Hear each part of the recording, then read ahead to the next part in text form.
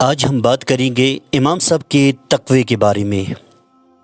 امام فخر الدین رازی شافعی فرماتے ہیں کہ امام ابو حنیفہ رحمۃ اللہ علیہ کا ایک مجوسی کی ذمہ کچھ قرض تھا۔ ایک روز اپنے قرض کے مطالبے کے سلسلے میں اس مجوسی کے گھر تشریف لے گئی۔ جب آپ اس گھر کے اندر دروازے کے قریب پہنچے تو اتفاقاً آپ کی جوتی پر سے کچھ نجاست اڑ کر مجوسی کی گھر کی دیوار پر جا لگی۔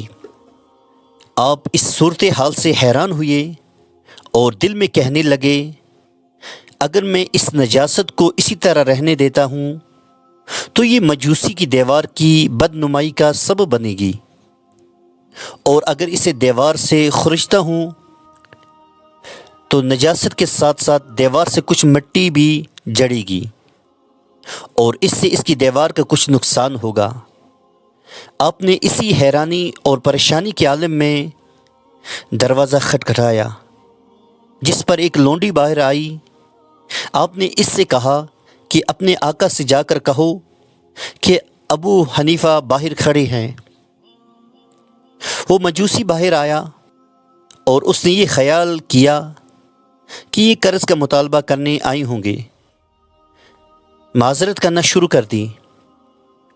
امام ابو حنیفہ نے اس سے فرمایا، بھائی ابھی مال کی بات چھوڑو، یہاں تو اس سے بھی اہم قصہ پیش آ گیا ہے۔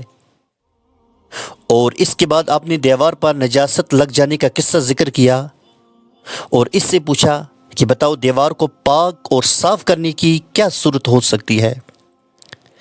مجوسی امام ابو حنیفہ رحمۃ اللہ علیہ کے اس احتیاط اور تقوی کو دیکھ کر بولا، دیوار تو بعد میں پاک کریں گے، پہلے میں اپنے نفس کو پاک کرتا ہوں۔